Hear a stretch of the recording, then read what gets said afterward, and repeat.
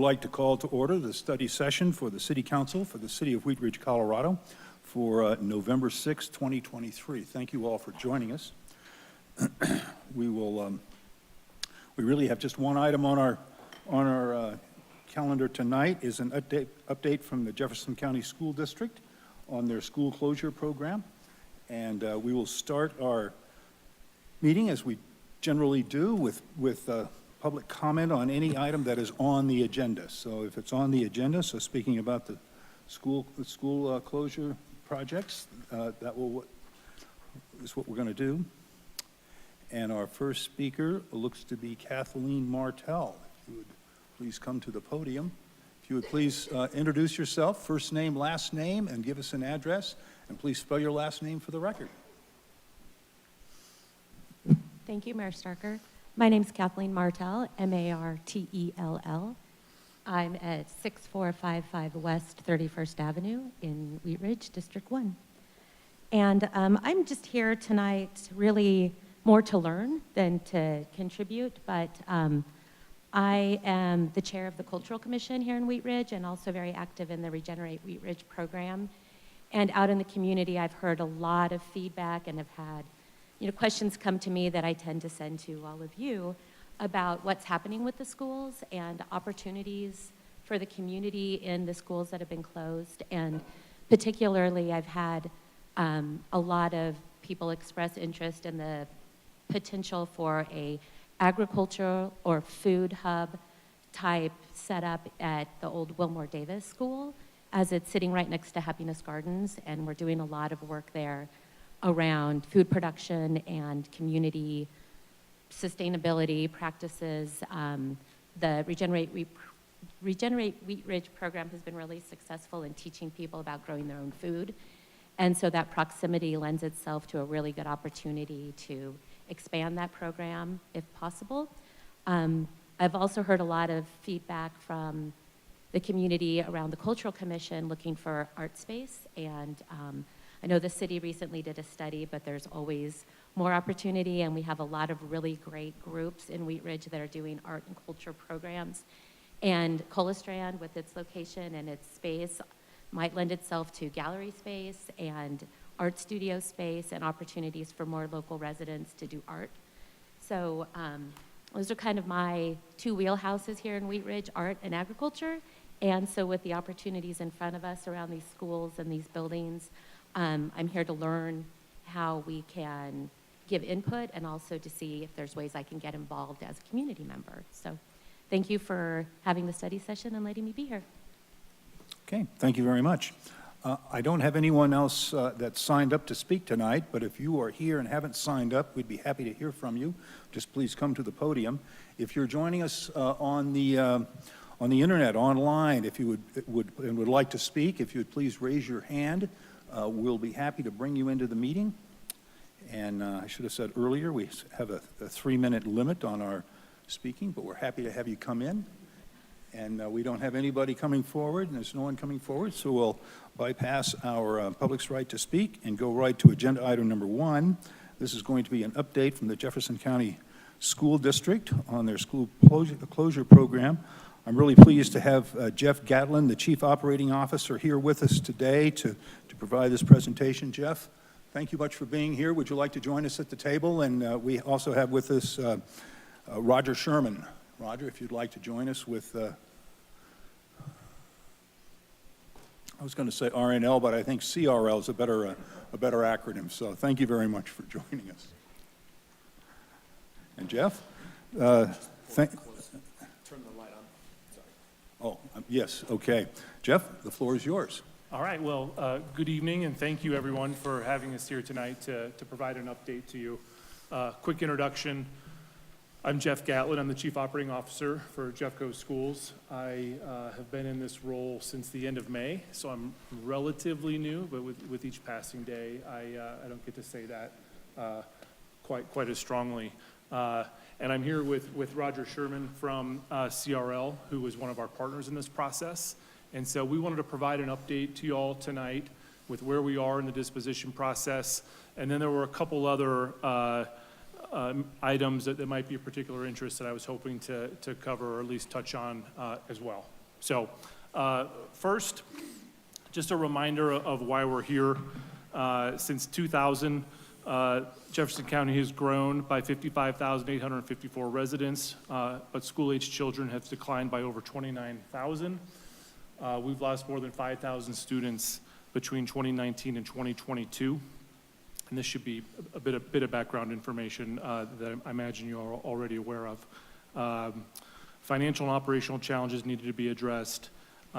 We have capacity to serve 96,000 students in traditional classroom or in district-managed schools, and we currently serve 69,000. So the call to action with these issues was our regional opportunities for thriving schools. And our regional opportunities for thriving schools was an initiative that was devised in the spring of 2022 to respond to the board's request for a comprehensive plan to ensure thriving schools with enrollment to support extraordinary student experiences across our district. Phases 1 and 2 of our regional opportunities for thriving schools resulted in the board decision to close 19 schools. So our disposition process, now that we have properties that are no longer serving a school function, is what do we do with them, and what process do we use to work them through the disposition process? So we have a core team of district staff really surrounded by an advisory committee that is representative of other committees of the school district. Our financial oversight committee and our capital asset advisory committee as well has representation on the property disposition committee.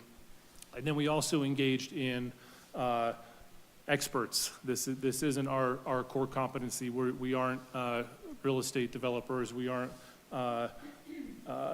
brokers. So we have JLL, who I'll introduce kind of who they are and what they do in a moment, who is a real estate broker. And we have CRL, who really works on public engagement, communication, and support in that area. So JLL is a professional service and investment management firm that's offering real estate services to us. And like I mentioned, CRL and Roger are leading the way on public relations, public affairs, strategic communications, and other topics like that. So Roger, I'm going to turn it over to you real quick to talk a little bit about the community engagement or the advisory committee and the community engagement priorities.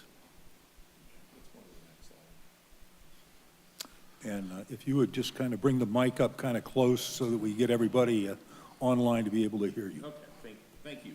Turn your light on so that. There we go. Yeah. Thank you. So as Jeff mentioned, we've been retained to help with the outreach and government relations for this process. I think our first priority is working with and collaborating with the municipal partners because a lot of what the decisions that will come forward will ultimately end up in your kind of court around land use, zoning, those kinds of issues. And so we've tried to work real hard at talking about what the district can do and what the district is not involved in. We want to be as transparent in our communication with adjacent communities. What we've done so far is really focused on the two schools that the board already formally voted on to surplus. They've identified the schools that will close, but then they have to take a second vote to actually formally surplus them, and then the process begins, and we'll go kind of through that process. And so one of the first things we did around those two schools were to host community meetings. We sent mailers and flyered about a half a mile around each school to publicize those meetings. Both meetings had 50 to 70 people, so we had a pretty good turnout. We also have a rather robust website, and it's a great place for your community members to sign up if they want. They can go ahead and sign up, and we're building a list around all the schools, even though we're not doing anything actively around the schools that have not been formally surplused yet. But we can already start to gather the names and contact information for people that are interested. And then we'll continue to, then the other thing is we have appointed what we're calling ad hoc members. And so there's the core advisory committee that Jeff talked about, and then for each school property, we've appointed 4 ad hoc committee members. We've actually appointed 3. Those are based on applications that came in from residents and community members. And then each jurisdiction, so Westminster appointed 1 for their school, Arvada appointed 1 to represent the city for that school. So those are the 4, 3 community members and 1 municipal representative are ad hoc committees. They'll be involved in the process just around each of those particular schools and join and assist the kind of the standing advisory committee members. So if you could go back to slide 6 real quick, kind of glossed over this. So this is our disposition process and kind of the steps along the way. And I'll get into a little bit more, really it's a two-prong approach around a pre-qualification part of the process and then a call for offers part of the process. But you can see there's multiple steps along the way, and there's multiple steps where we're getting engagement from our committees and our ad hoc committee for reviewing and feedback and input along potential proposals. And so now if you jump to slide 10, sorry for skipping around right there. 10. Yep. This is that same process kind of mapped out as it relates to a timeline. And one of the things that might jump out of the page is this timeline going from start to finish is scheduled to take 179 days. So it's scheduled to take a while, and that's assuming that all of the pieces throughout the process line up and there aren't any hiccups along the way. So we are, and we kind of highlighted in red just a couple of the steps where the committees are engaged in the process for review and feedback.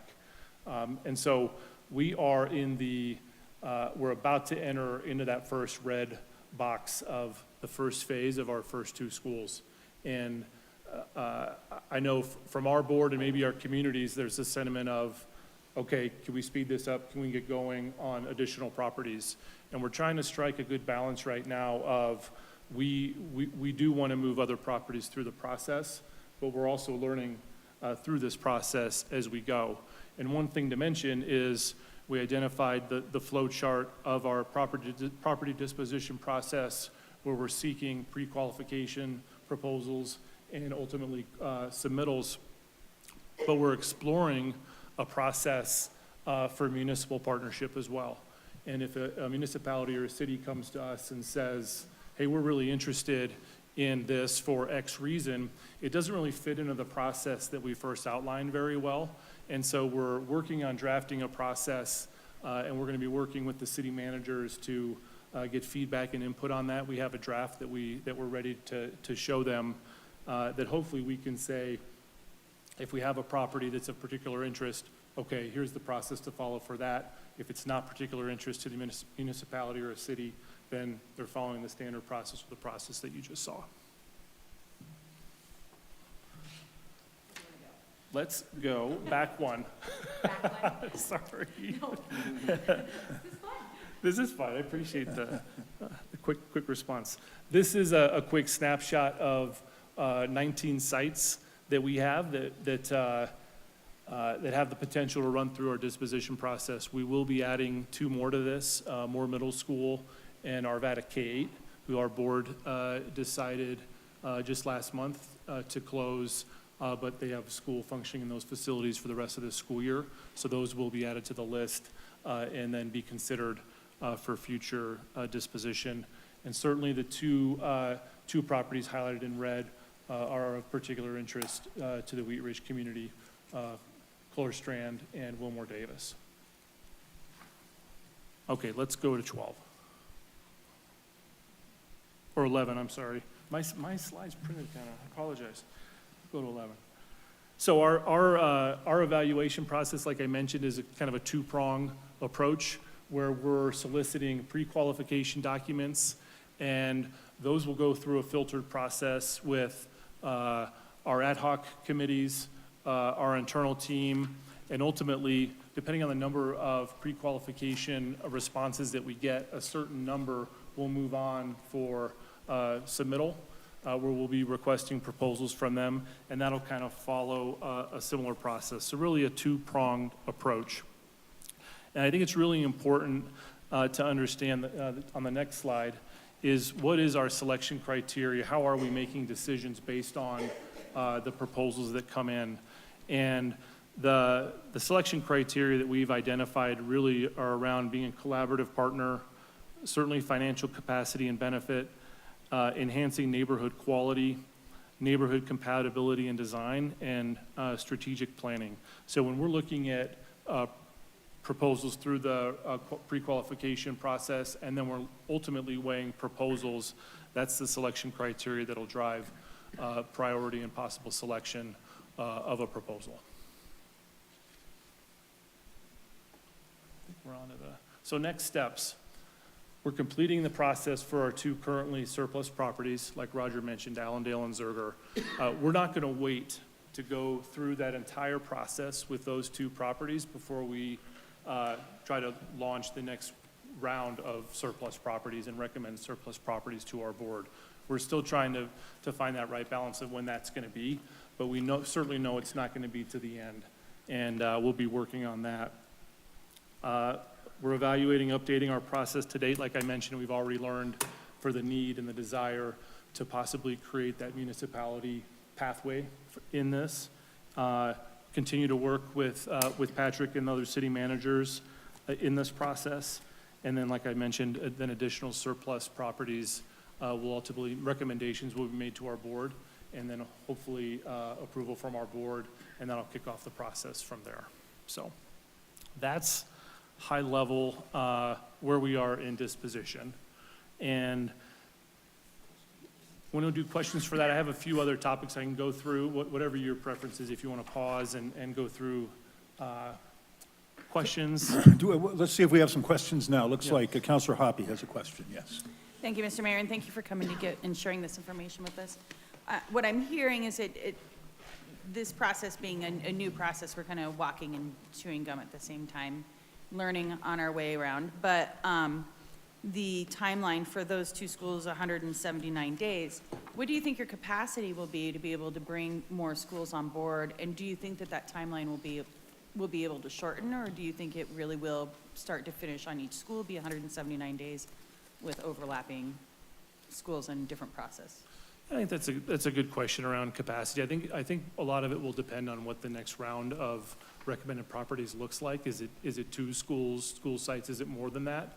And I think what that'll really do is increase some of the timelines in that timeline from a review, from filtering and screening. And so I feel like we have capacity in the process right now to support that. And there is a degree of learning and flying a little bit as we go. We feel really good about our process because we are relying on some external experts too who've done this, and this is what they do. And so, that'll be the types of questions that we ask with the next wave or round of properties that we push through this. Like, do our current structures and systems support whatever that looks like, and rely a bit on their expertise to answer that. Great, thank you.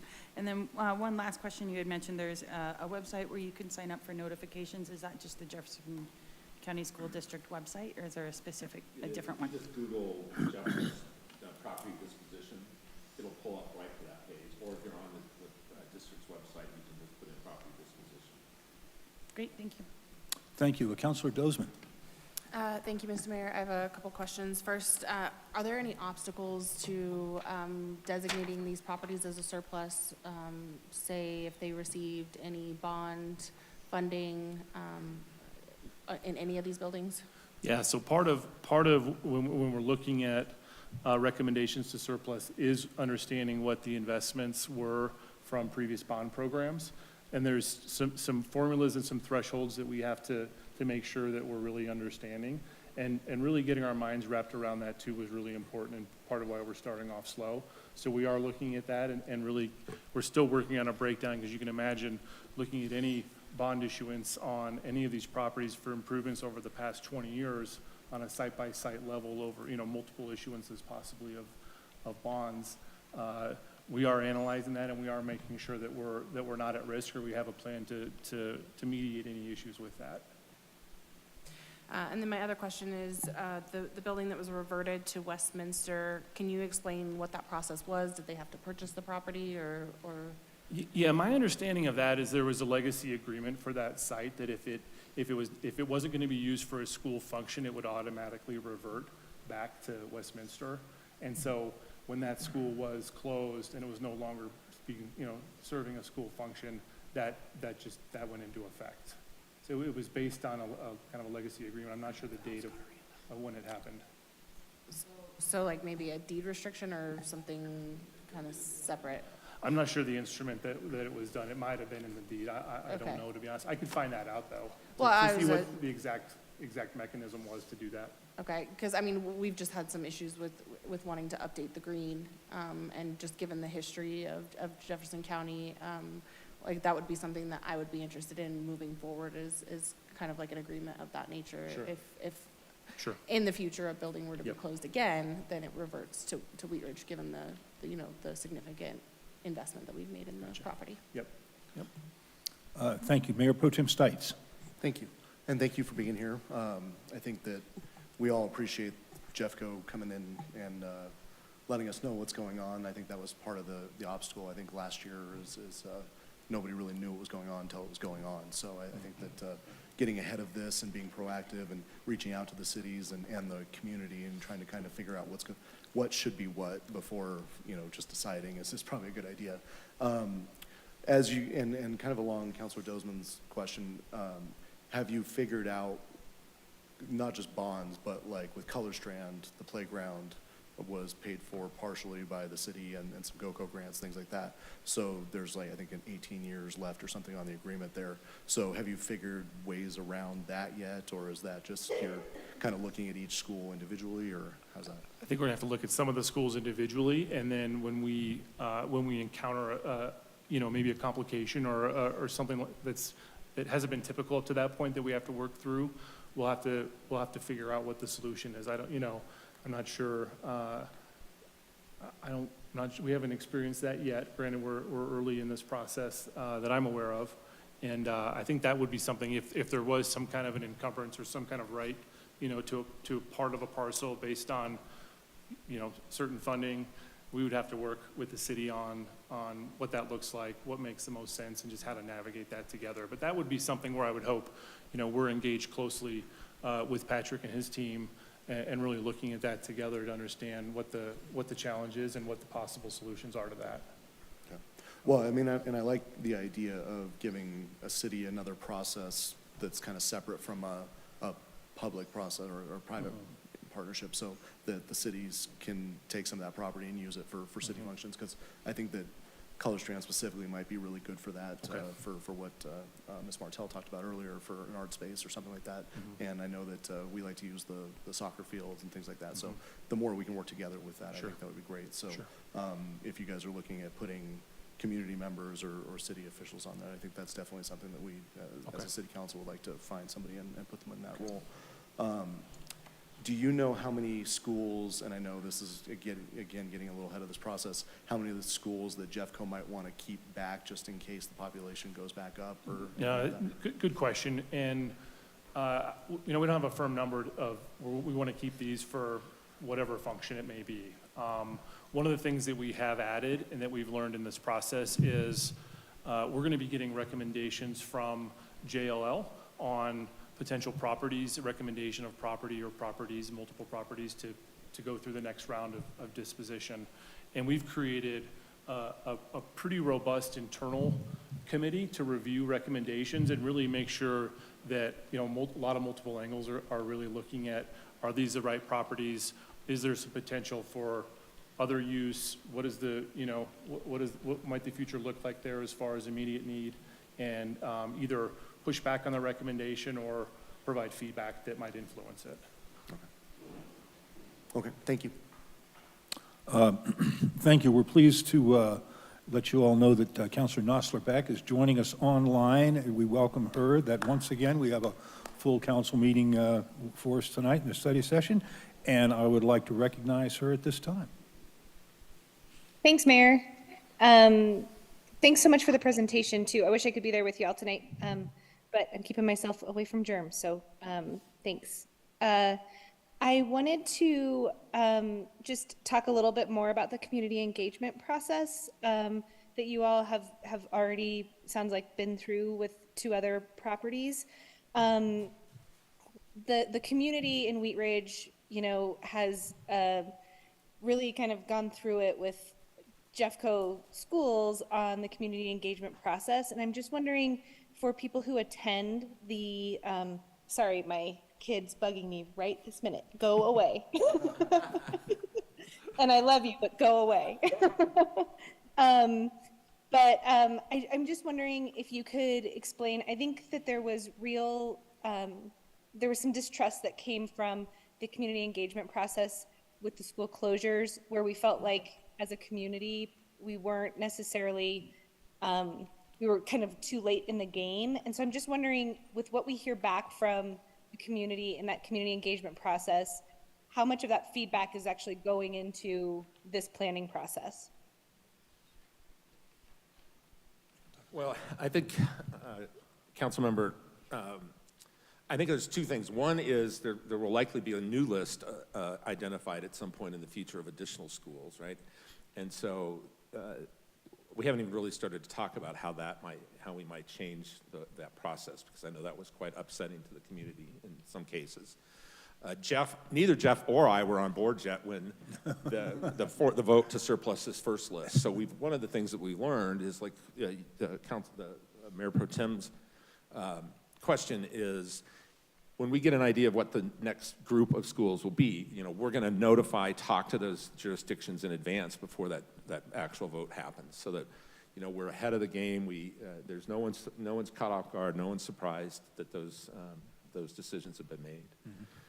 And, you know, I think part of that conversation is, okay, how is it best to communicate with your community? Every community has a little bit of a different network and a way of gaining information, providing information to your residents. So we want to make sure that, you know, we're tapping in correctly. We designed something for these first schools that we think worked okay, but you know, there's always more ways to communicate. So I think it's 2 different things. I mean, the initial announcement that a school is going to be potentially on the list to close, you know, that's you know, a shock to communities, and we recognize that. And then once that decision is made, how do we make sure we're engaging people to come in and contribute to their, you know, their ideas for what that property might become in the future?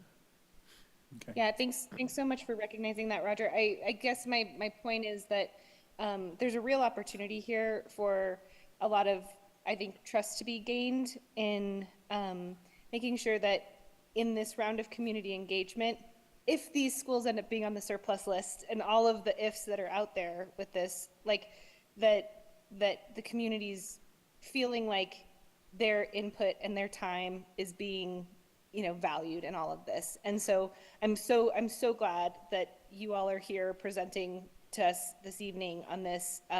But just to warn both of you a little bit, and I'm sure you're totally up to speed on this, but Wheat Ridge was really unhappy with how things were handled with the closures before. And so this is a real opportunity, and I just appreciate the transparency and the openness tonight on that. The other question I just had, and I think this is kind of piggybacking on what Mayor Pro Tem Stites was talking about, but what is the process to being added to the ad hoc committees? Like how did that work with the other schools?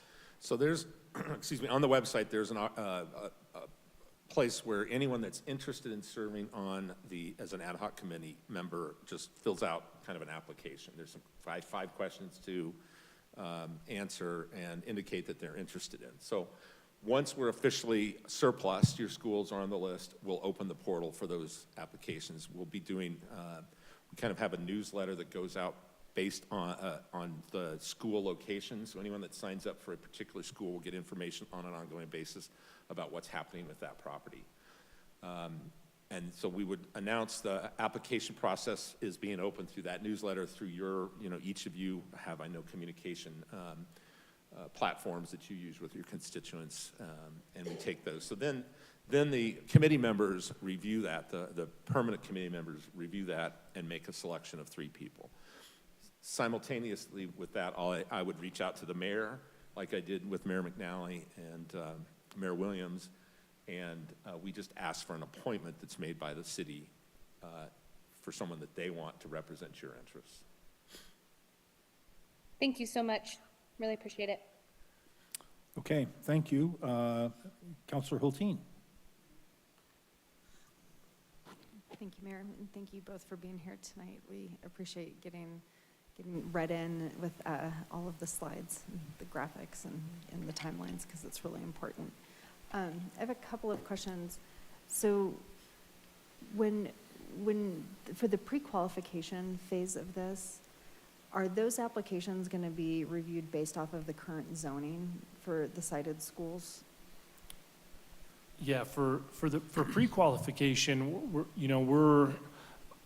zoning will be part of that, but it won't necessarily be a deal breaker at the pre-qualification stage. Really, we're trying to understand at this stage of the process, does somebody have the capacity, the wherewithal, the experience, the expertise to deliver on a project? And so at that point, we might not even get the exact, here's what we're gonna do on the site. It might be more of, here's what we've done in the past, so we might be able to infer a bit on what they've done. But really then, when we recommend and move into the call for offers or the proposal phase, that's when zoning, whether it be, adhering to current zoning or possibly working with the city to make a zoning change would be part of that process. And ultimately, the proposal or the proposer, our hope, is engaging with the city at that point in the process to really understand what their proposal might look like working through the city process. Okay, thanks. Yeah. We have spent a lot of time working very closely, communicating closely with the planning department for both Westminster and Arvada to make sure we understand what the zoning is, what the comp plan says, what might be possible, and so that we understand that and have been able to try to communicate that to any potential interested parties.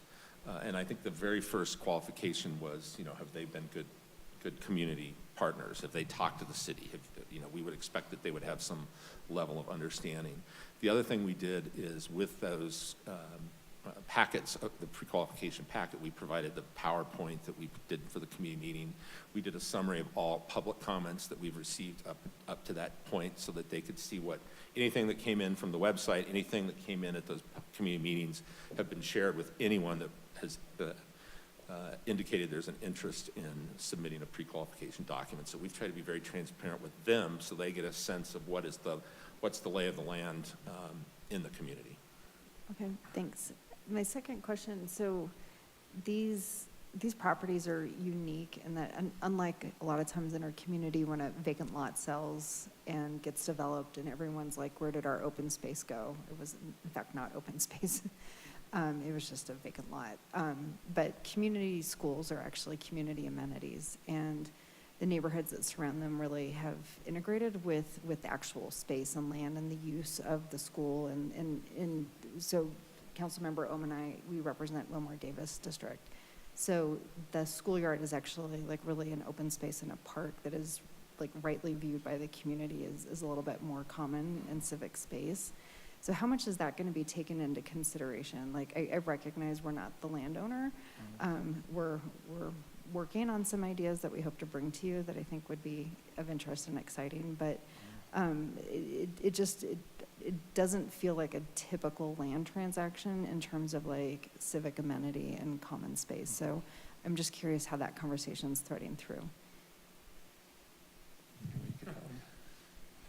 That is tough. I think the district has some financial needs that they're trying to address with these properties, and they're trying to balance that with making sure they're good partners with the jurisdictions on a process. So I think when we talk with the managers about what I'm thinking of as an off-ramp for the municipal interests, if there is a particular community group or a use that the city has a high interest in, or if the city itself has an interest in, we would off-ramp that school and have an opportunity to slow the process down and have those conversations. So the current kind of process doesn't really address that specifically, but we've learned that already, ahead of the game, like Lakewood, the Action Center, and Emory. So we've learned already that we needed that process. So if you've got, some ideas and you all are thinking about, there will be an opportunity then for us to take that, take the school, take the exit and have those conversations. And I think to your question too, as it relates to maybe a proposal that's going through our regular process and not through municipality, I think that a lot of it will depend on the type of interest, and our goal would be that it's checking as many of those boxes as possible. I don't think we've had a conversation to say, absence of this means a deal breaker, but that'll be something that we're evaluating each proposal on, and I think a lot of it will depend on the interest and how many proposals that we get to.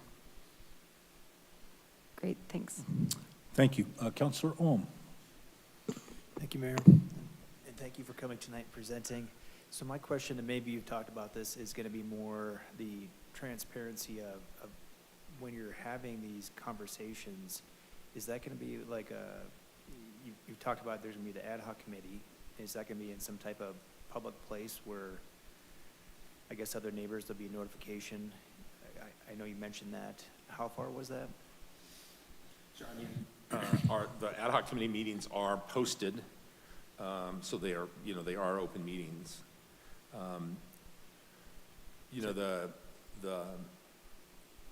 The balance of transparency, like these are land negotiations, so that's some parts of the exact proposals are confidential, but that's far along in the process. The very first thing is during the pre-qualification stage. Have they considered what this community wants? Have they talked to the planning department? Do they understand what zoning? Have they gotten some indication that their potential idea is even something that is even feasible?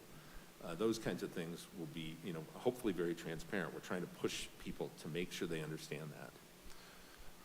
And I think one of our goals too, with having the mayor appoint a member of the ad hoc, would be important to create a conduit back to the city itself. But then also, as far as community transparency, we have a couple individuals on one of the ad hocs that border one of the school sites, that live, their property, backs up to the open space in the back of the school. And so we certainly, we want to be transparent in this process, and like Roger mentioned, none of the meetings are necessarily closed. We want to have good representation. We also need it to be manageable so we can work the process through the committee.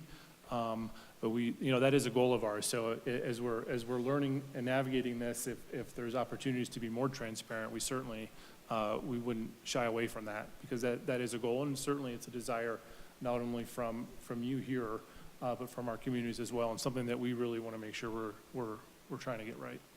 Thank you. Thank you. Counselor Dozeman. Thank you, Mr. Mayor. So how much interest have you had in potential buyers? Are you entertaining those conversations at this time? We're going to find out the amount of interest in our first two properties in about 10 days. And so it's been, we've tried to pin down JLL on, how many pre-qualification responses do you think we'll get, and they're reluctant to do that right now. So we'll have a better idea in about 10 days what that interest looks like, and then we'll really, it'll be a key learning moment in the process to say what was the interest, and then what was the quality of the interest. We should start to be able to understand that at that point, and then we'll see, who moves on to be recommended to submit proposals at that point. Yep. Mayor Pro Tem Stites. Thank you, Mr. Mayor. So the process sounds a little bit like what we're doing with Lutheran a little bit. So you guys are kind of shepherding along to property owners, and you're kind of shepherding along the public process. So I kind of get that. That makes sense. Is there any, as far as the money that you get from selling the property, is there any restriction on where that money can be used, or what that money can use? Can it only go to CIP stuff? Can it go back into the general fund, or how does that work? To be honest, I'm not exactly sure the account that it goes into, if it's our general fund or if it's reserved in our capital fund. I'll find that out though, and I can follow up with you on that. I don't want to misrepresent the actual behind that, Okay. if it's reserved or not for a certain use. Have you guys started estimating how much money the district might make after selling all these properties, or what you're kind of looking to? You know, 'Cause it sounds like we're about $40 million in the red, right? Every year, or? Well, the hard part with this is, you know, they're worth what the proposals say they're worth. And so I think we're gonna, again, get a good idea when we start to get to the proposal phase, around how much money the district will actually see as a result of the sale. We don't know what that is, and I mean, we're not estimating yet, just because it's such a big unknown right now. Okay. Now, I know you said that the 2 new schools that are closing, those will be added to this list. Are there any other properties or anything like that changing or moving around?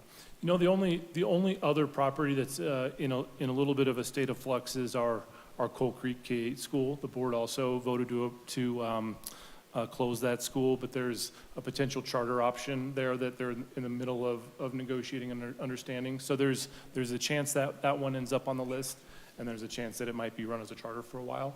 But that's the only other one in addition to the 2 I mentioned. Okay, and I understand why that would be a charter school, because that's way up out Right. of the way, and, you know, and we were kind of assured during the process a year ago that there were no new charter schools being considered in Jeffco. Is that still true? That Not that I'm aware of. Okay, so they're not looking to sell these schools to charter schools? Not that I'm aware of, no. Okay, thank you.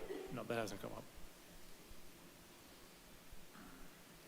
Well, that's my list of questions from our counselor so far. So Okay. if you want to go on to phase 2 and you're, No, Greg, I appreciate the opportunity to do my best at answering these. I have one specific one I'll follow up on. I'll send a follow-up to Patrick if you wouldn't mind. And I apologize for not knowing that in the moment, but it should be a relatively easy one to figure out.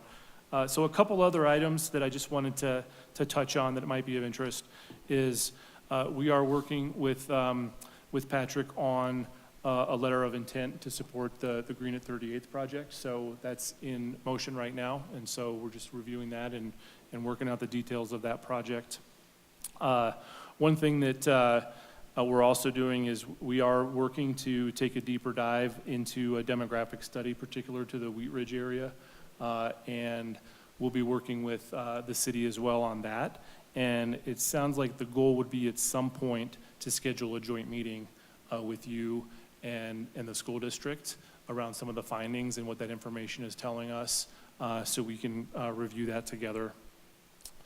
I know there was particular interest in the improvements or lack of improvements made at Wheat Ridge High School through the CIP.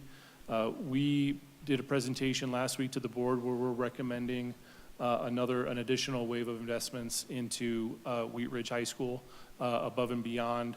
You know, they did a first phase kind of this summer. There's the next, and actually some of the work is still continuing, and then quite a few improvements are scheduled next summer, but we're adding, we're targeting about an additional $6 million of investments in that school as well. Those items, those improvements, those upgrades really went through their design advisory group, their DAG group. We worked with them, worked with the principal, worked with their school accountability committee.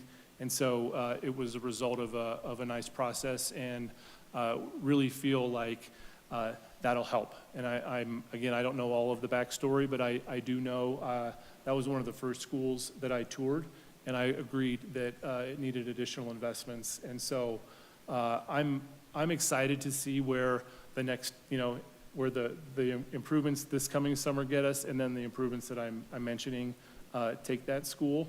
And I know that some of the work next summer with the new front entrance, the new student commons area should really be pretty awesome over there. So just wanted to give you that update on those improvements. And then there was, I'm not as in the loop on this topic, but it sounds like there's been maybe some swirling around the DeAngelis Center and maybe the future of that or future use of that. And right now, it sounds like, I got an update from our chief of staff earlier. It sounds like there's conversations around how they can expand some police academy opportunities at the DeAngelis Center, and also work on supporting some of our pathways that we're trying to create with our high school reimagined work into, getting students into the field. But right now, there are no conversations or no decisions made right now about moving that facility. And that's about as much as I know, but if you have questions, I can go back and try to get any answers, but I at least wanted to let you know that, because I know that's of interest to this group. So those were my 4 additional topics that I was Okay. hoping to All right. at Well, least throw out there to the group.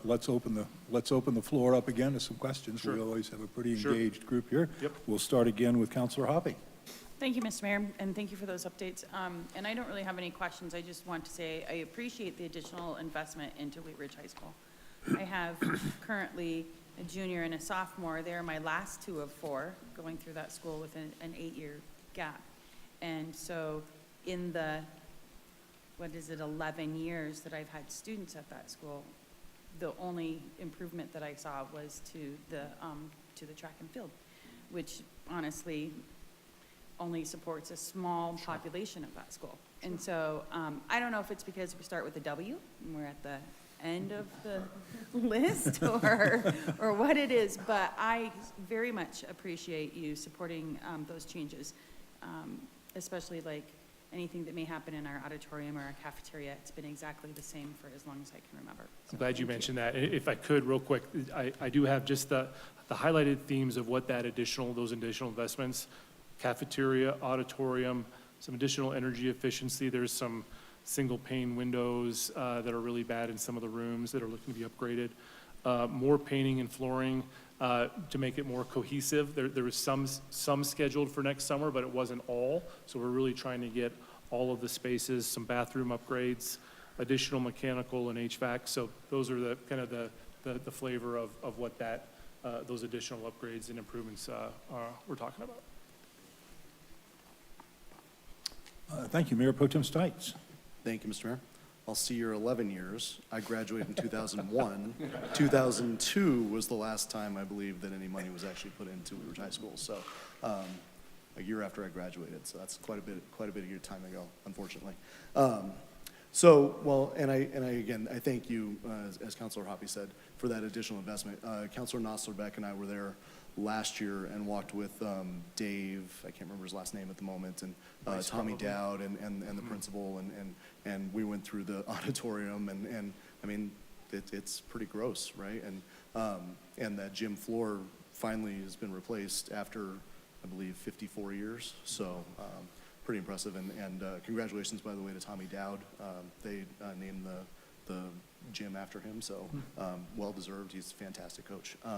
So we definitely appreciate that investment and something that we'd like to see continue on. And I know you guys are kind of new to the process. In 2018, that bond went through, I believe it was 2018. And was there some money lost, or what's the story with that? Can you guys give us a little backstory on the bond? And As far as money lost, I just well, want to make so sure I I know the understand the bond question. raised a certain amount of money. Was there some money lost, or was there some issues with the accounting, or can you guys speak to that at all? Was it construction costs that went up? Okay, or yeah. Was that? It's just, yeah, I mean, those estimates for those projects were made several years ago. Okay. I think what I was told was, as you all know, costs have gone up substantially in the last few years on almost everything, and that was my understanding, that the cost just skyrocketed for Okay. most of the projects. Okay, so they didn't lose any money, just, and that's totally understandable. That's how it happened with us, with Wadsworth and everything else too, so completely understandable. I think that's it for now. Thank you. Thank you. Counselor Dozeman? Can you give a timeline update as far as any additional conversations around more closures and if we're going to be looking at high schools that potentially are closing? No, I have not heard, and I don't believe there are any more future rounds of Roths or high school closures planned right now. There haven't been any conversations around that. So I really look forward to a joint meeting with Wheat Ridge City Council and the district. I really appreciate that we're going to be taking a deeper look into our demographics and maybe how we can kind of shift and reimagine our education here in Wheat Ridge. Councilmember Stites and I were a part of the program after the 2017 closures in regards to Wheat Ridge specifically, and it was like the Wheat Ridge Futures Conference, and we really didn't see anything come out of it, so that was a part of the frustration in regards to school closures specific to Wheat Ridge. And in those demographics and some of those conversations, like I really think that we need to take a broader look at not only Everett and Wheat Ridge High School, but Manning and option schools in general and charter schools in our communities.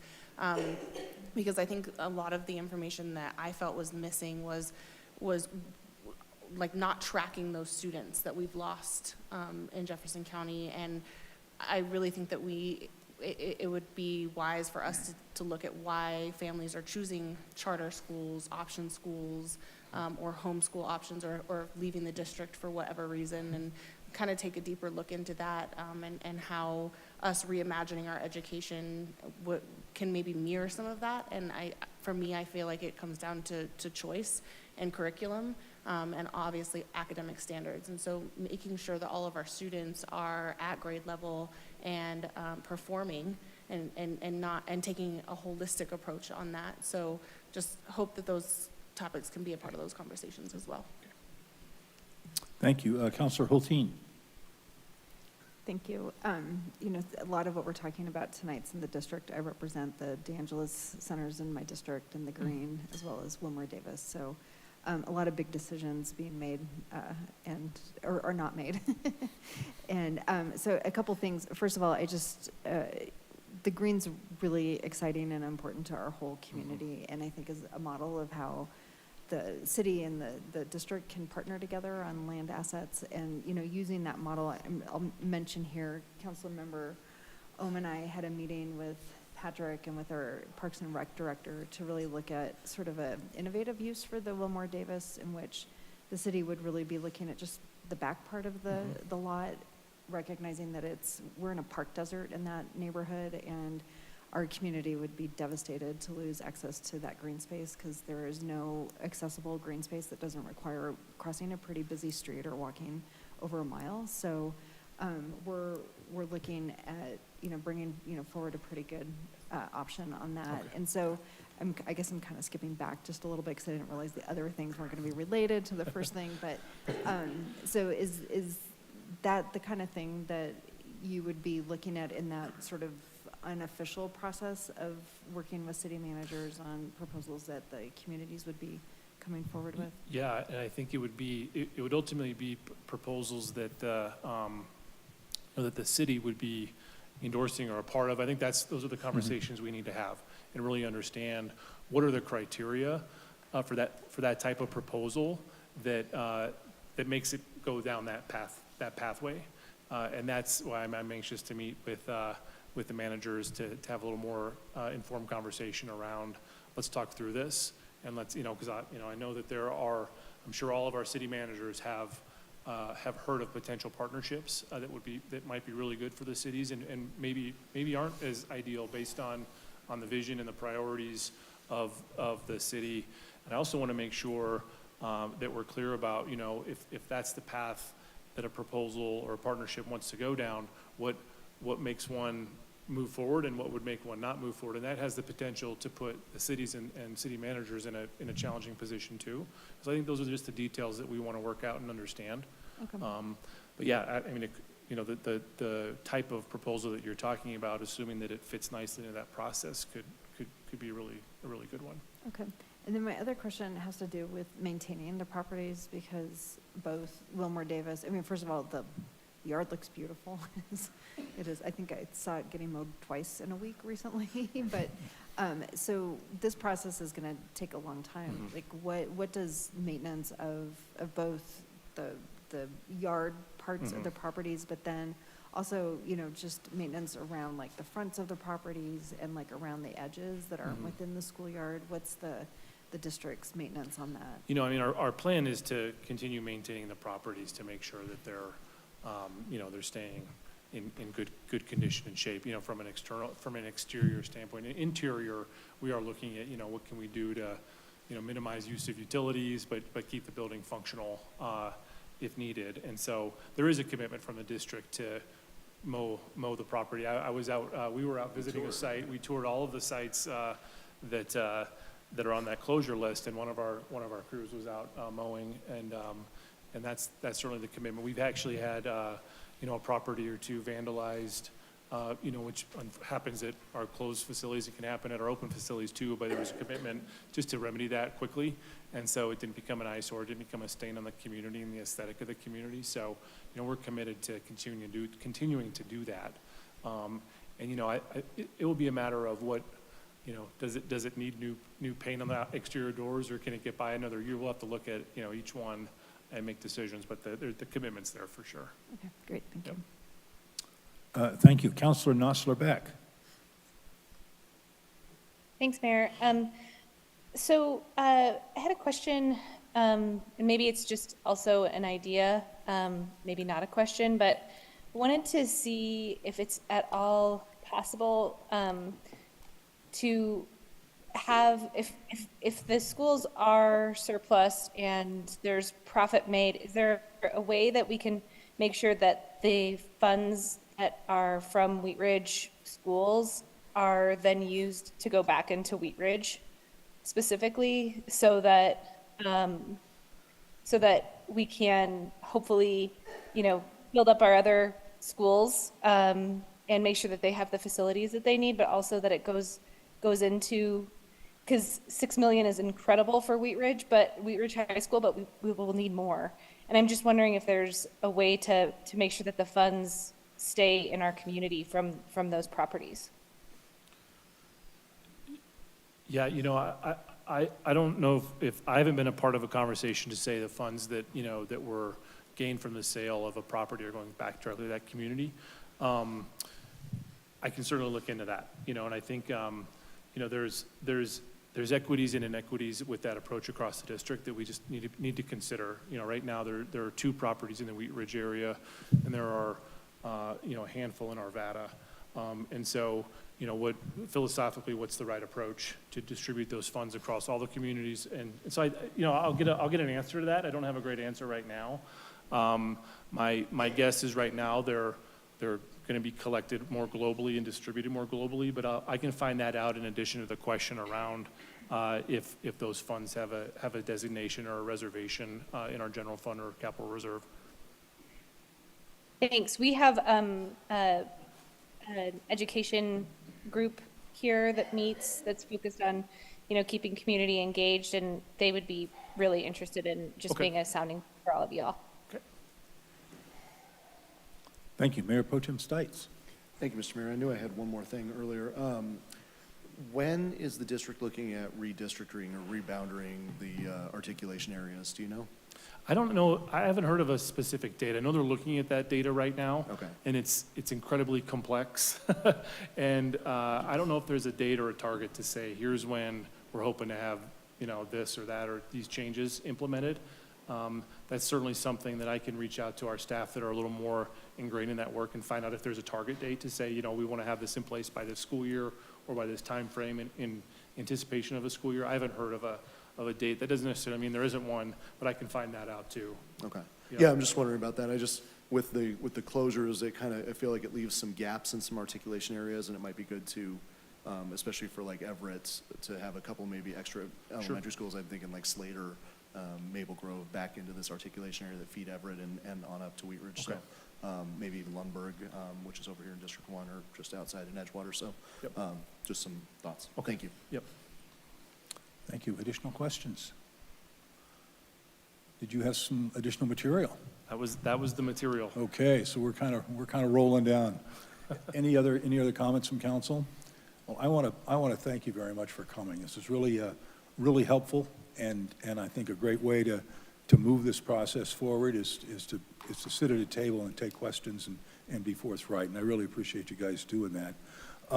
Over the last 10 or 15 years, just to give you a little personal history about Wheat Ridge, it's been very challenging in the school. We went through the Jefferson Plan, 10 or 15 years ago. We lost a junior high. There's been a lot of sort of chaos in our school, and the discussion and the announcement this spring was some more chaos. The other side of that coin is over the last 10 or 15 years, our community has become much more vibrant and much more aware and alive. And we are really, communities and cities ebb and flow.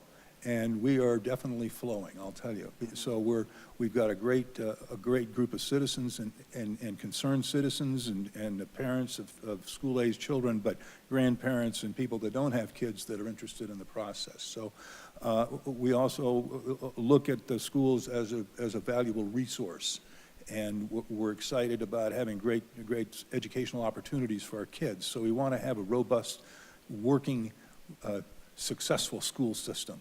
And that's good for all of us. So we want to be a partner in this process. You know, so I really want to once again thank you for coming. We're anxious to do whatever we can to make this a successful process for everyone. Okay? Thank you. Well, that's our main item tonight. So thank you very much for coming. We've got a couple of information things, or an opportunity for council to make a little headway on the television. And so I think our next item is to go to staff. Staff reports. Staff reports. Yeah, I have one quick update to stay on the theme of our schools. We received preliminary announcement that we received a grant for the green from DOLA, Department of Local Affairs. The mayor and Brandon Altenberg, who's our grants and special projects coordinator out of the Parks and Rec Department, went up to Avon, was that a week or so ago? Yeah, and with the manager, you know, there was a and little small myself, role yeah, for the yeah. manager. And we had to go up to Avon to present our application, and got a call the next morning that we received an $850,000 grant for the green. It's from the Energy, and I know, I was a little concerned about driving that far for a 7-minute presentation, but we did get lunch on the way back, so I think, but, How did we do on the timeline? and yeah, we had 4 seconds left in our presentation timeline, so I thank the mayor and Brandon, who did a great job, and I know, right? We're very excited about that. That'll help quite often. And as Jeff mentioned, we do have a letter of intent to with the school district to have the portion of the park property deeded to the city. There will be a reverter on it that if the city ever did something different with it, the school district gets first right of refusal to get that back. So, yeah, we're hoping we're on schedule for construction of the parking lot for the school to start June of next year when school's out. So, thank you. That's all I got. Is that it? Allie, you got any updates for the group? Nope. Okay, I guess we're going then to elected officials' reports. Mayor Pro Tem Stites. Speaking of the green, I was there along with a lot of other community members for the makeup trunk or treat on Saturday. It was not as big as every other year, but it was a lot of fun. It was cool. And there was still some really cool decorated cars and some Barbie themed stuff and lots of fun stuff. So thank you to everybody who helped put that on with the city and everybody who came. Great. Councilor Hulteen. Thank you, Mayor. So it's my last Happiness Gardens update of the season. The last couple of weekends have been leaf drop-off. There is like an Olympic-sized swimming pool worth of leaves that have been dropped off at Happiness Gardens. And what is so exciting is that those leaves will be composted and turn into beautiful things next year as we grow more great things at Happiness Gardens. So I think they're still accepting leaves on Saturday, I believe, and you have to drop them off in the big leaf bags that you can get at Ace. But it's just such a great way of, using our resources well. And I look forward to seeing the gigantic piles of leaves in the composting at Happiness Gardens. And with that, I am eagerly awaiting in just under 24 hours to find out, hopefully, that the citizens of Wheat Ridge have voted yes on 2J. So that's all I got. Okay, thank you very much. Additional items? Councilor Weaver. I just wanted to add to the Happiness Gardens update. The happiness continues as the goats, who also make good compost, will be moving from Lewis Meadows in District 3 to Happiness Gardens in District 2, probably sometime next week. Thank you. Val Nosler back. Thanks, Mayor. I just wanted to thank everybody for the conversation tonight. It was really great to talk to the school district, and I really appreciated what you said about our community and the schools, Mayor Starker. And I'm like seeing myself 3 times in a row on the screens right now, so I'm trying to not look at the screen. It's really, really freaking me out. So the other thing that I just wanted to, I'm kind of tacking on to what Councilmember Hulteen was saying, but just it's election night eve, and I just encourage everybody in the community to please remember to vote tomorrow. It's very simple to do. If you've got your ballot that's been mailed to you, there's drop boxes in our community that make it just a quick 2-minute diversion from wherever you're headed. So please remember to vote by 7 p.m. tomorrow. Thanks. Okay, thank you very much. Let's see, do anybody else? Counselor Dozeman. Thank you, Mr. Mayor. I just wanted to announce the Feed Your Soul Fitness Turkey Trot, which is going to be Saturday, November 18th, beginning at 9 a.m., starting at Prospect Park, which is at 44th Avenue and Robb Street. Registration ends November 16th at 5 p.m., so sign up. My kids and I will be there. Lutheran is actually sponsoring the event, and we'll have a booth, so my kids get to run while I get to work the crowd. So please join us. Thanks. Okay, thank you so much. Counselor Ohm. Thank you, Mayor. I just wanted to say a quick thank you to staff for all the work that they've done this past couple weeks. We haven't seen each other for a while. And also a big thank you to my neighbors. I had some amazing Halloween decorations in my neighborhood that were just over the top. It was just like, wow, I need to up my game next year. Thank you. Counselor Hutchinson. Thank you, Mayor. I would like to say thank you very much to the snowplow drivers that were out there with the snow that fall that we had. And so they're the champs here in this city. Thank you. Thank you. Counselor Dozeman. One last thing. One more Yeah, I time. did have my turn. Another But, bite at the apple. Actually, I wanted to just thank Councilmember Hutchinson and Councilmember Nosserbeck as their outgoing council members. You guys have served our community very well for the last 4 years, and I've really appreciated working with the two of you and the dialogue and the questions that you've provided here at the dais and during study sessions. So just want to thank you for your service, and I know I'll see both of you in the community doing hard work. So appreciate you, ladies. Counselor Hoppe. Yeah, and I just want to remind you, you still have one more meeting, though, next week. You still have one more meeting, still have to come. That's right. Additional elected officials matters? Yes, sir. Okay, Mr. Clerk. I have several things to talk about. I'm sure you're all curious about what's going to happen at 7 o'clock tomorrow evening when the votes begin to get counted. And if anyone asks you, I'm sure you all remember this, as a refresher, you can vote literally if you are in line and you are not registered yet, up until 7 p.m. tomorrow evening.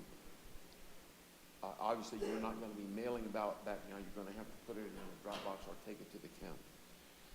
What the county does, based on the tour that we went on just 10 days ago, they've already opened all of the envelopes that they received from voters who have dropped them in the mail or in one of the collection boxes.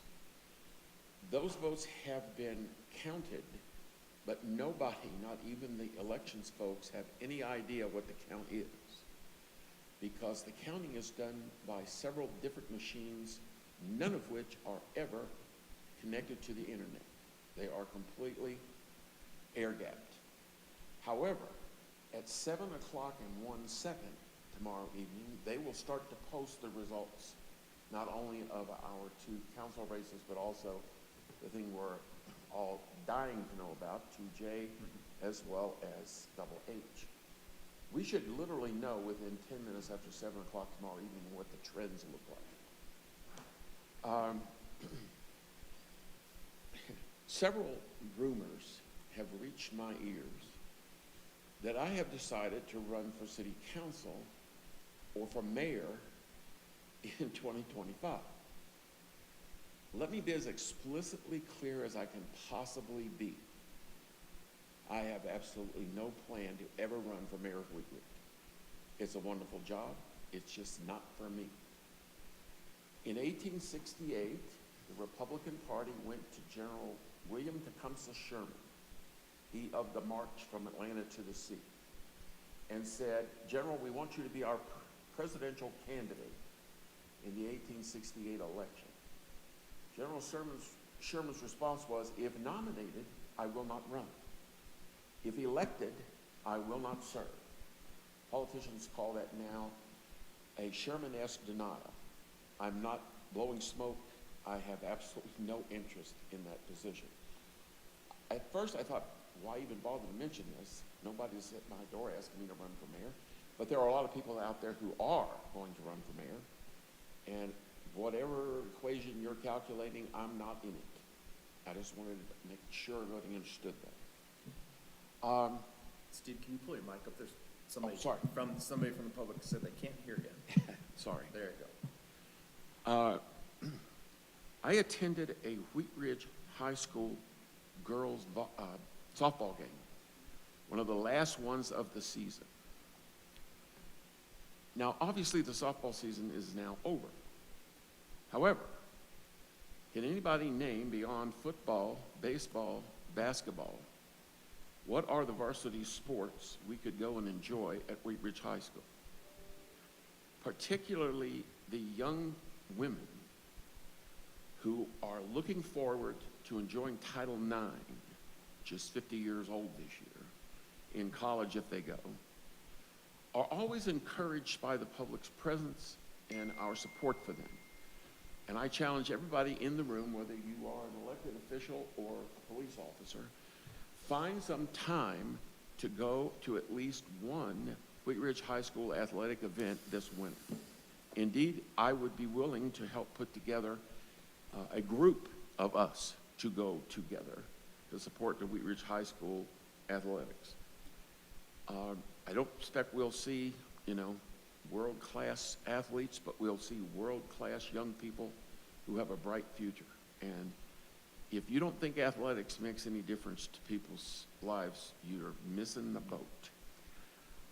There is an opening for a member of the Cultural Commission in District 3. One of the members from that district resigned just in the last few days. So if you know of anybody, please let Mayor Pro Tem Stites and Councilmember Weaver know. Last thing I wanted to say tonight, Val, I don't know whether you're going to be with us next week or not. We are all praying for you, pulling for you, hoping only the best for you. And I have to say, I have been in the process that your family is in now 2 times. It is uphill on burning rocks the whole way. But you have fought this thing with so much courage and grace, I cannot tell you how much it means to watch how you do this. Thank you. Get better. That's all I have, Mr. Mayor. Okay, thank you very much. What do we got? Oh, Chris? Nothing tonight? Okay, okay. Thank you. Any more elected officials matters to come before us? Councilor Hutchinson. I just wanted to add to Mr. Kirkpatrick's speech there. How about volleyball? How about basketball? How about tennis? How about track? Debate. Pardon? Not a sport. They do Yes, have it can be. I don't think, is there a gymnastics team for boys and girls? There is no gymnastics. I don't think so. Okay, thank you. We will be back at a regular meeting next week.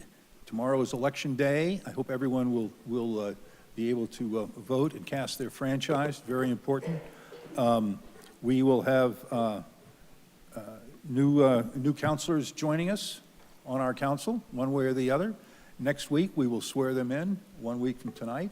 So we also have, you've seen the memos, we have some photographic things going on earlier before the meeting. We have a tour around of some sites I don't know if Counselor's coming with us on our affordable? No. No, okay. No. But it's so, next week, next Saturday is also the second Saturday of the month, and I invite everyone that can join me at Vinola's Italian Deli at 38th, and I'm going to not get it right, Yukon, maybe? Or, that's pretty good, at 9 o'clock. We'd love to have you there. So, any more business to come before us tonight?